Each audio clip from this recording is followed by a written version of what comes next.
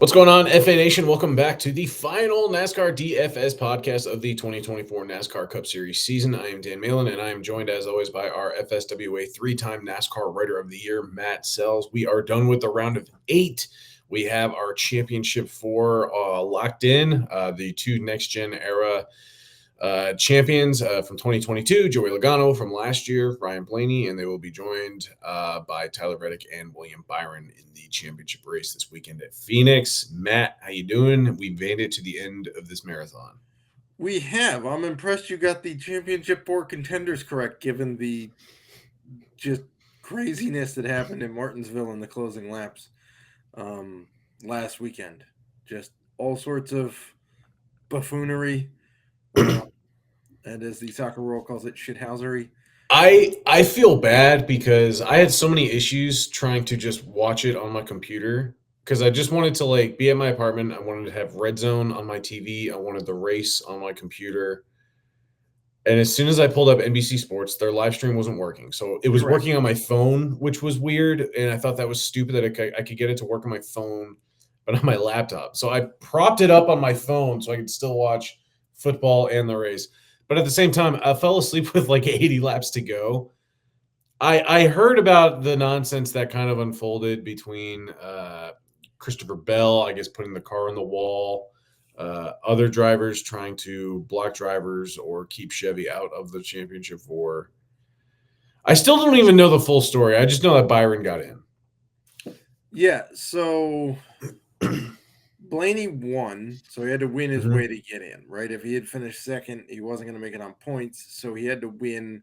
He made some great moves, had a great car, kind of started moving his way up there with about 30 laps to go, and then just drove away from people about the last 15 or so laps, I would say.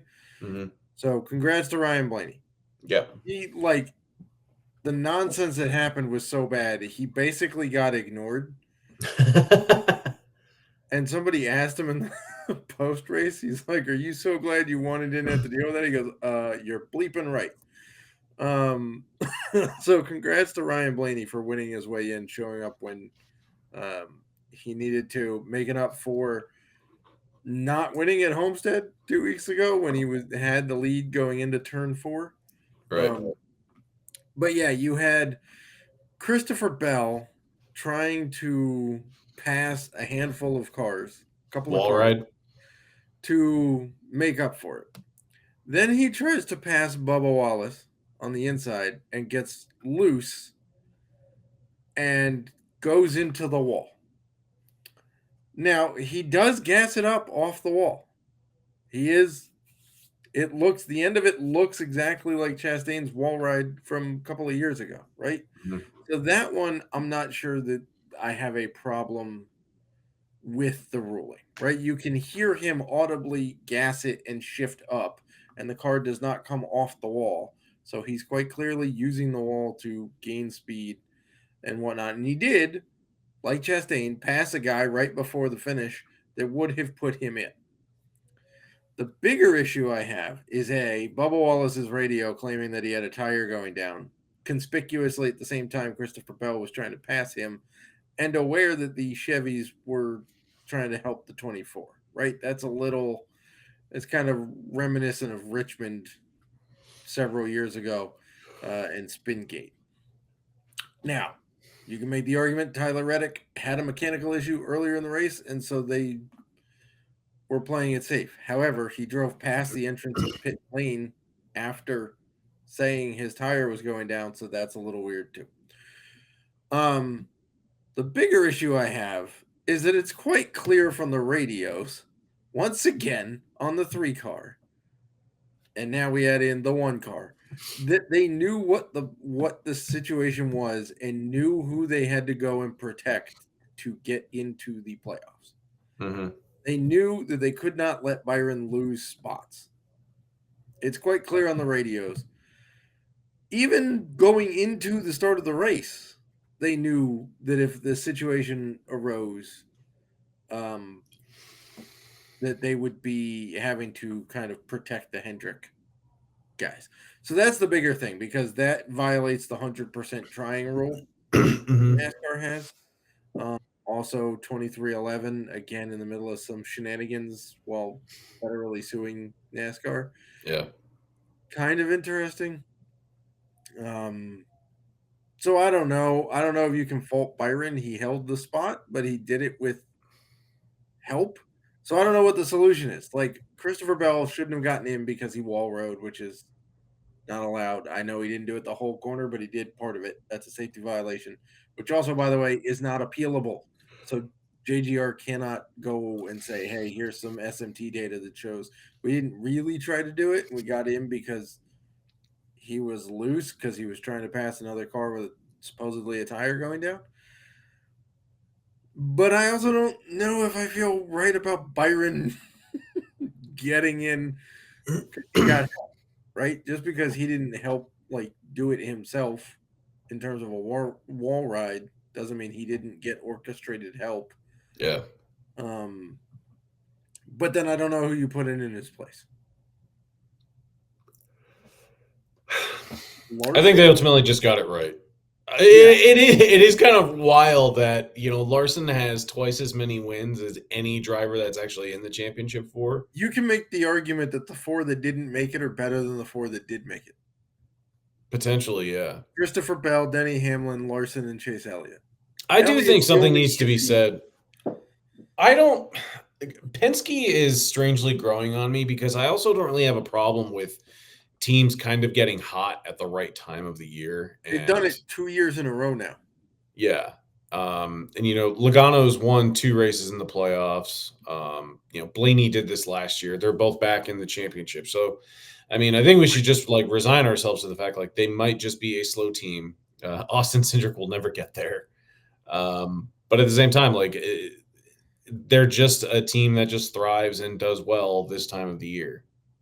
Yep, agreed. They are a full team. They show up. The stats bear it out too. If you look at average finish in the playoffs, last 2 years versus average finish in the regular season, top tens, wins, whatnot, points gained per race is all better in the playoffs than they are in the regular season. I know it's a smaller sample. I get it, but there is a microcosm of the same styles of tracks in the playoffs that we run regular season, right? There's every kind of there's short tracks, flat tracks, intermediates. There's I don't know. I guess you can't say there's the longer intermediates, but we only run 3 of those a year anyway. So there's road courses, plate tracks, whatnot. So good for Penske being the team that got there without any controversy. Although Logano did get put back in because Alex Bowman got DQ'd. Sure. So there is that. I think we could also say that, Ryan Blaney should have 4 wins on the year, and he only lost one of them. He only has 3 because he ran out of fuel at Gateway, but still, his teammate, Austin Cindric, was running second and got the win. He also should have won Homestead, but picked the low line for some reason. Yeah, he could have 5 wins, but last lap, either running out of fuel or poor line choice, he's only got 3. Correct. Yeah. So, there is that. It's not like he's been just a guy who's fast everywhere and luck helped. No, he's been really good this year. Yeah. So, now we arrive at Phoenix the second time this year. The first race at Phoenix was the 4th race of the year. So it's been a while since we've been out. Barely remember it. Yes, it's been a while since we've been out in Phoenix. I don't know if the championship will be here next year or not. I'm kind of. They haven't announced that? I think they did. I just can't remember.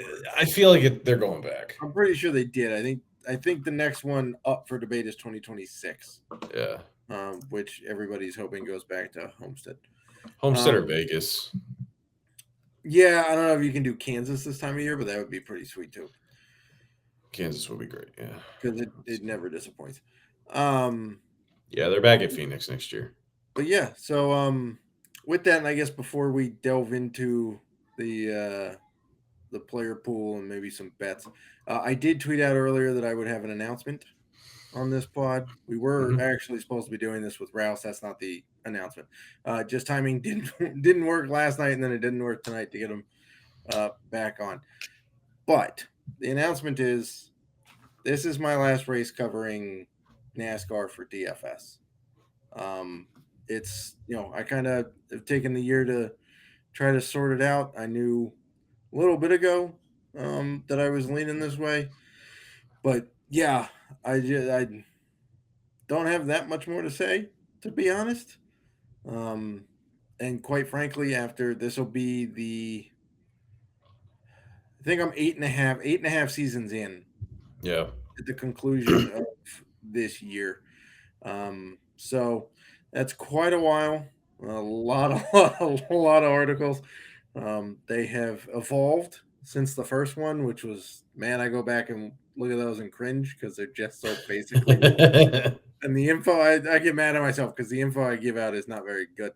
But along the way, been awards. You can see a couple of them behind me, actually. Yeah. And some great friendships made. I got Dan Malin here into the sport. I got Edward Rouse into the sport. It's true. And that guy saw a championship 2 years into his fandom. So, nice to you, sir. But yeah, It's exhausting. Let's be honest. It is exhausting. It's long. This isn't like every weekend from the weekend after the Super Bowl until basically my birthday. This year it actually goes past my birthday. And it used to be till the Sunday before Thanksgiving was the Phoenix race. When we first started this, the Sunday before Thanksgiving was the Phoenix race. And it started. And that's the thing is, like, there, aside from maybe golf and like the PGA, it's such a short off season. So it's like, even when the season ends, we could sit here and we could talk about, we'll see y'all next year. But really, it's like, we'll see you in about 10, 11 weeks as we would preview Daytona. And it's like, this is the last podcast of the year, but the next one is less than 3 months away, Correct. Yeah. December and January are the only 2 months of the year without NASCAR in them. So it's exhausting, pretty well worn down from that. I do have some other career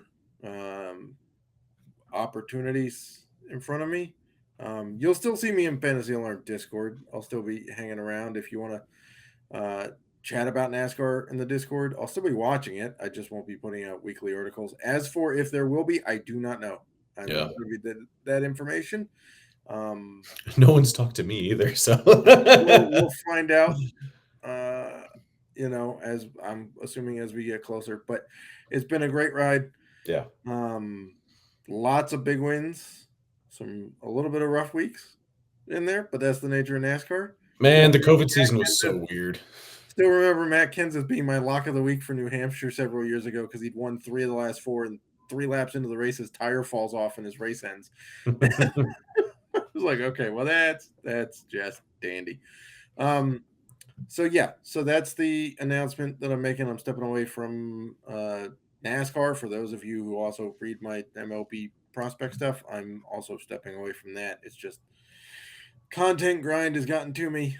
I need to, have a little bit more time around the house and with the kids and whatnot. So that's but I'll still be on Twitter. I'm assuming, I don't know, I haven't figured that out yet. But if you want to chat sports, I'll be around. But with that, let's go ahead and dive into the player pool one last time. Let's do it, man. So, how do you usually build your lineups for the championship race? Because maybe new this year, there are 4 drivers who can win a championship, right? They don't have to win the race to win it. All they have to do is beat the other 3 drivers. We saw this last year. Ross Chastain actually won this race. We'll talk about that a little more in a few minutes. Ryan Blaney finished second. He was the best championship finisher, so he won the title. But they also price these guys up. So it gets a little tricky. So how are you looking at them? I hate it when they price the championship drivers up as the most expensive. I hate it. I think I'm a little more biased though, because I wrote the Truck Series playbook yesterday. I published it early tonight, and it'll be updated once we know the starting order. The thing I hate about it though is like it really should, the pricing should reflect kind of like the betting market. Grant Yeah, Enfinger, for example, in the truck race, he's like the fourth most expensive driver. But he's also getting like the seventh best odds to win at 12-1. And so, you know, and he was clearly slower than, Corey Heim, Ty yeah. Here you Majeski, go. I have Fishnickus. the betting market open here. They're pretty close. The only interloper in the betting market right now is Christopher Bell. Yeah.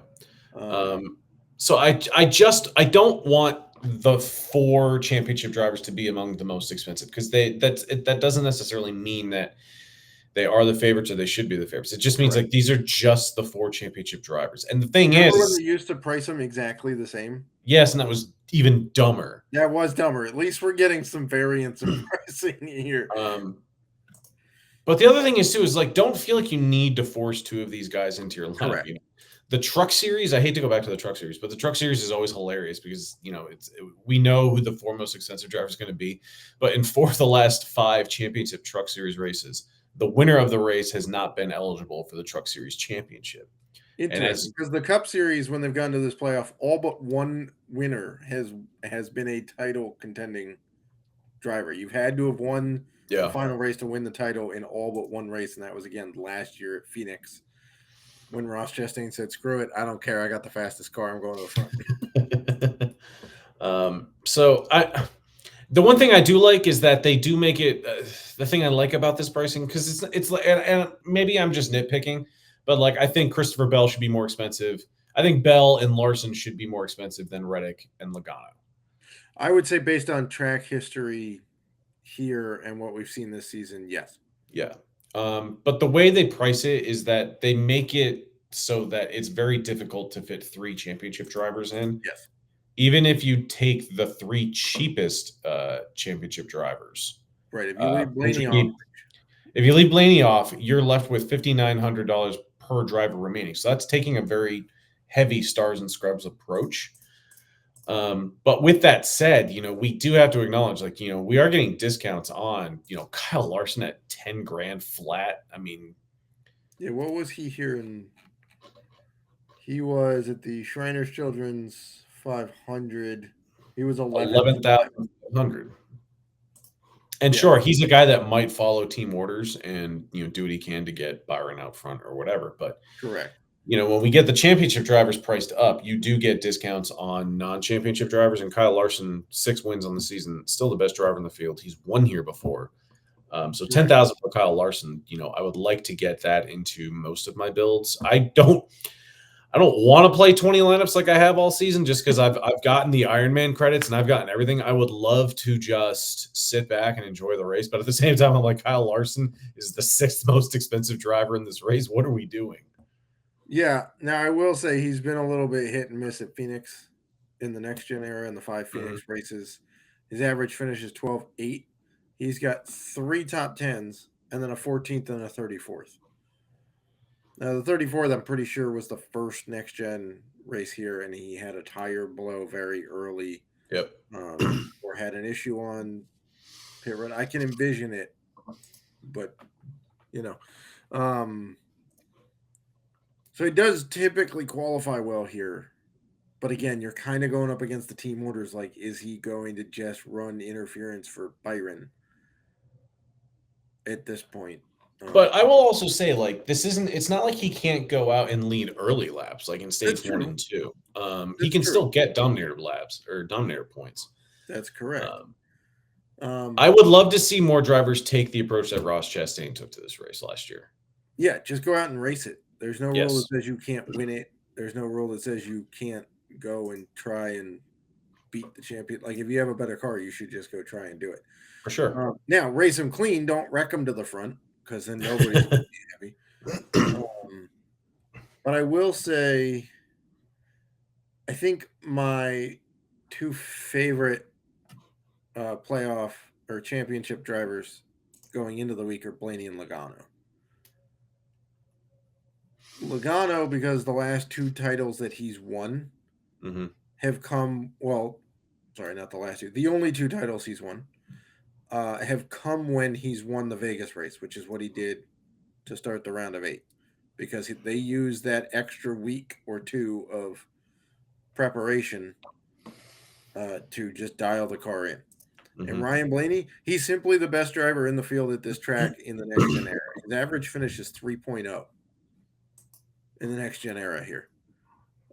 He's got and to add to that, since February 2021, even dating back to the final year of what was it, Gen 6?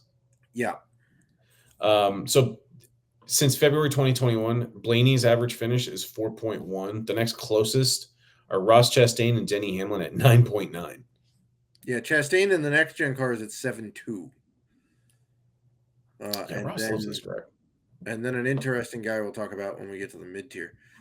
Byron's been pretty good here though too. He does have a win here 2 years ago in the spring. But I would say, Blaney's going to be really popular. The only downside to Blaney is he's yet to win here in the next gen.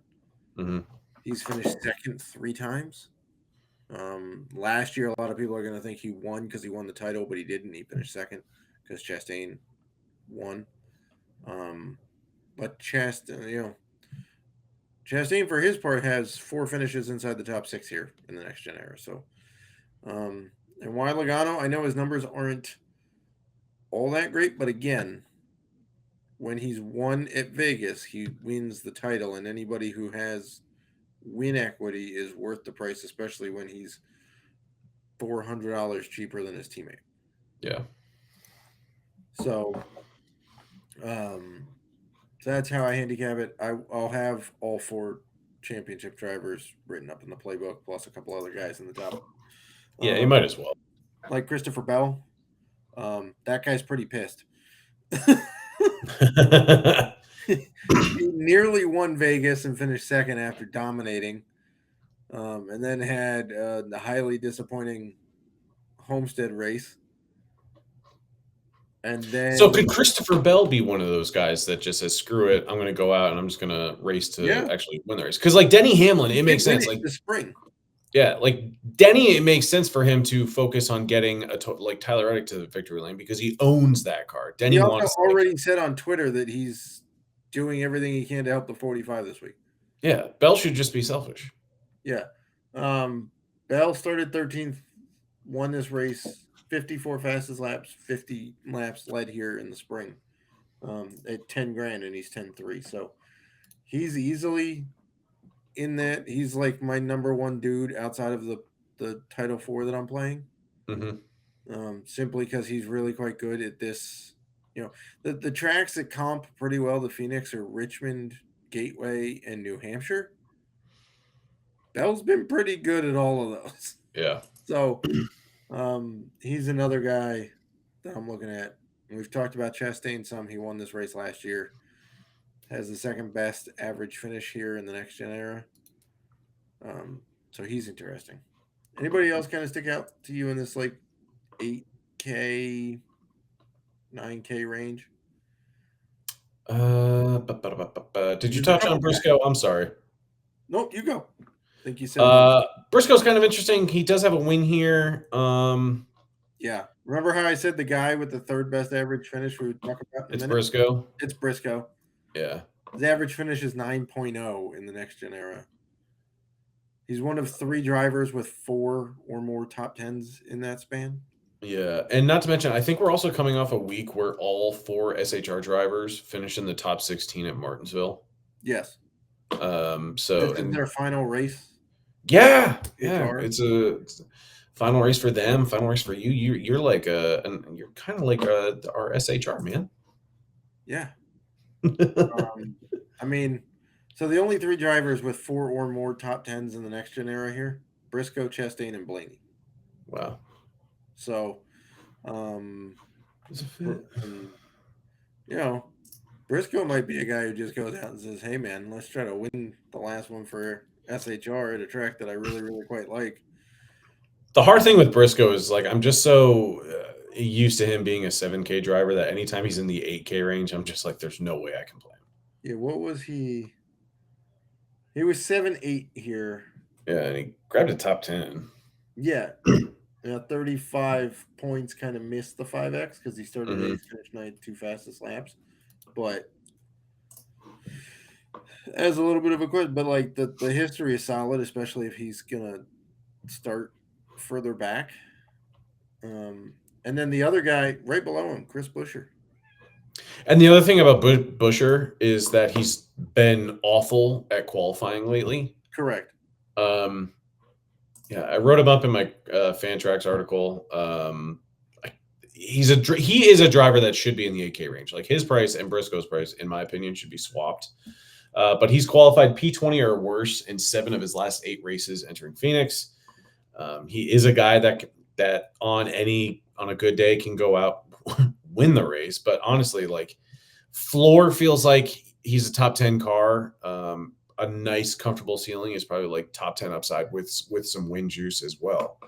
Yeah, you want to know what his average finishes in the next gen era here? I know it's 13.7 since February 2021, but I do not know the next gen era. It's 10.6. That's even better. He finished second here in the spring. He finished fifth here in this race last year. He Nice. also has the second best position differential here in the next gen era, which is going to be key because once you get a few laps past the restart, it's really hard to pass at Phoenix. Yeah. Like the restarts are nuts because you have the dog leg and they go like 7 or 8 wide from the inside wall to the outside wall, and people are jockeying for spots, and then they cut the apron around turn 2, or turn 1, whatever the heck they call it, because the dog leg doesn't technically count as a corner. I don't think. I don't know. It's very weird. But the fact that he can make up spots at a track where it's hard to pass should automatically bump him up your list because in the next gen era, you've got him at 7.2, and then Chastain's at 6.4. A guy not in the field this week, Ty Dillon, is at 5.5. Ow. 4, and then another guy we'll get to here shortly is at 5.0. But those are the only ones above 5 spots of PD or race in the next gen era. So, yeah, Buescher is pretty high on my list.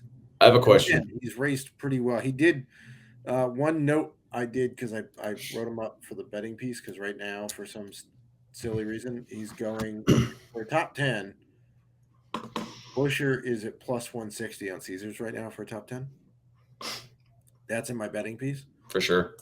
Since his win at Richmond last summer, there have been 8 similar races run to Phoenix. Buescher has a top 10 in 6 of them. So, can I ask you how important you think tires are going to be this weekend? Because Bob Pockris did tweet out earlier Tuesday, Cup tire this weekend. Left side was used at Phoenix in March. Right side is different with a construction update that came out later in the spring. Same tires used at Iowa, New Hampshire, North Wilkesboro, and second Richmond race. Should we be giving those races a little more emphasis?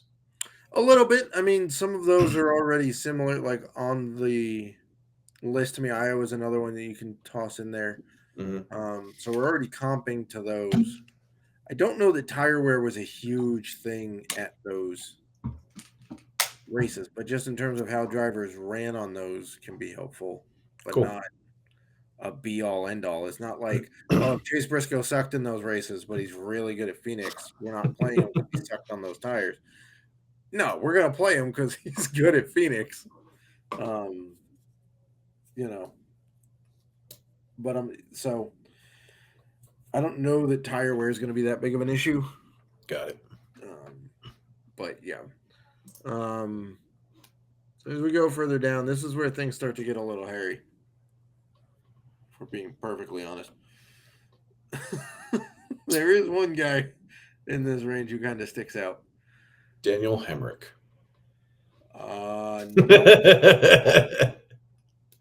No. Josh Berry. Yeah, that's a good one. In the next gen era, he's the only guy above Buescher in PD a race. Yeah, but he's only got 2. I mean, it's only been 2, but he's moved up 8.5 spots on average a race. Yeah. So, and he's never moved up less than 7. So, another guy who had a pretty solid run at Martinsville last week. yes. And again, SHR, no reason to hold back this week, folks. nothing to go take back to the shop because I'm pretty sure the shop's already closed up. Oh, it's so sad. It is sad. It is sad. But yeah, Josh Berry is an interesting guy in this range for me. I don't know. Kyle Busch's record here is pretty good, but I have no idea what to make of him at this point. Kyle Busch wishes he was an SHR driver. I think so. I think deep down, so he could just go and like do something else next year. I think deep down he wishes he was still at Gibbs. Oh, for sure. But yeah, so Cindric, he's going to be running interference for the other two dudes, so I have no interest in, unless he's going to finish third because the other two guys are going to beat him, and that's his sole job is to be the next. I don't think that happens though. Cindric doesn't really like Phoenix. His numbers aren't so good. I like Priest and Cragson just because the SHR narrative. Yeah, also Priest is a short tracker. Yep. And he was the other guy above at 5.0 spots per race. Cragson got a top 12 here in the spring too. He did. So those are kind of the guys here. And then once we get to below that, there's really only one dude I'm interested in down here is Justin Haley.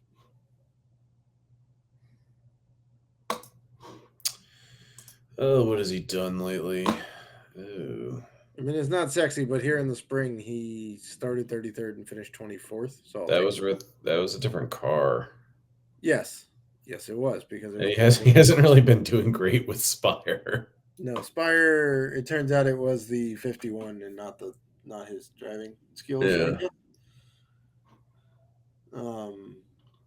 Spire's not been great, but like at this price point, I'll give Spire the benefit of the doubt because it's just a team that has a lot of momentum going into next year. Yes.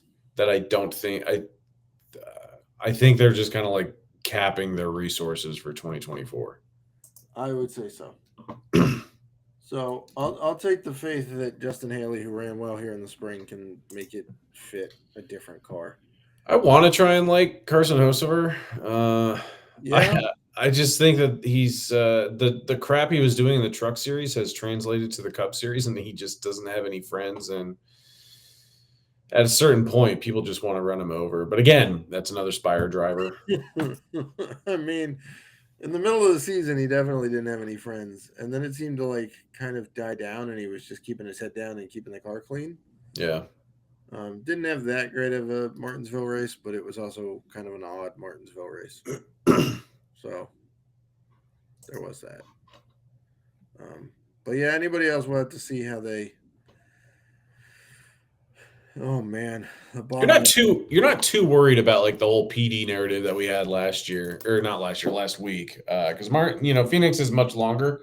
It takes a little bit longer to get lapped, and let me see. So you're not in as much danger of losing the lead lap and. In the spring here, Stenhouse finished 21st, and he was the last driver on the lead lap.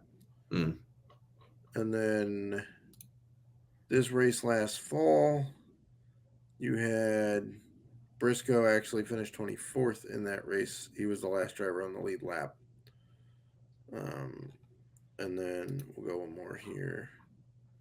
Oh, they went to overtime in this one. And then you had Chastain finished 24th. He was the last driver on the lead lap in overtime, which was 317 laps. So, excuse me. You're getting a little bit more than half the field to finish on the lead lap, which is a little better than you see at most shorter tracks. Also don't have a ton of cautions here. Like, this is not a place where there's a lot of cautions. Yeah, I think that's one thing I don't like about this track. Yeah. I don't want a ton of cautions, but I also don't want zero. I would like in the last 4 next-gen races here. There's Wrecks been are like palate cleansers, man. 21 total cautions in the last 4 next-gen races, and that includes stage breaks. So, like, Mhm. in the Cup Championship last year, there were 4 total cautions. 2 of those were stage breaks. So, it ran pretty clean. When was the last? Oh, right. I was doing my research for the truck playbook, and I'm sorry to keep going back to the truck playbook, but in last year's championship race, they had a dozen cautions for like 77 laps, and they had to add 29 overtime laps That's a lot of laps. just to get to I the end. remember that was the one that wouldn't win because they just kept wrecking. Yeah, Yeah. that was nuts. Yeah. I turned it on with like 10 laps to go, figuring I'd only see 10 laps, and I got 40 and Oh, 40 you got your money's worth, man. 40 laps of a truck race. So that's the other thing is that typically, if guys can keep it clean, there's very few. There's one of the fewest caution races on the schedule. So you can also, if you have a guy who has his car set up well, he can start just running out, the clock. I think, if memory serves, Ross Chastain won by like 3 seconds or something last year. And Ryan Blaney was complaining that he should let him pass. Yeah, with like a while to go, he Talk wanted. about manipulating the race. Yeah, exactly. Right. But yeah. So meanwhile, Chastain led 157 of the 312 last year. So it's not like the car was terrible. Hmm. Byron led 95. So that's the other thing. Are we going to get like 2 laps led leaders here? Probably. That's generally been the case. Is you get a main one, and then you get a pretty decent secondary one. Although the race here this spring was pretty well split. You had Hamlin and Reddick both leading 68. You had Ty Gibbs led 57, and you had Christopher Bell lead 50. But I doubt that's the case again this weekend, given it's a championship race. Yeah. The championship race in 2022 saw Logano lead 187 and Blaney lead 109. And guess what? Logano started on the pole and won it. Blaney started second and finished second, and they basically led like 90%, 95% of the laps. So, any final thoughts before we sign off, Matt? no, I don't think so. I mean, schedule wise, we'll have the best bets out Friday. This pod will be out Friday morning. Playbook will be out Saturday. I know practice and qualifying is later in Saturday afternoon because it's out in Phoenix. Yeah. So you got the Arizona time to contend with. And then we'll get the Cup Championship on Sunday. So we'll have projections out Sunday morning.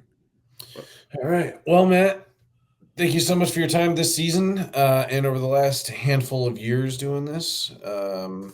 Best of luck to you going forward with a lot of the stuff that you're doing. I know you do a lot behind the scenes and on the tech side, on the website side. I know you've been, learning about coding and doing all that. So can't thank you enough for getting me into this and helping our subscribers over the years.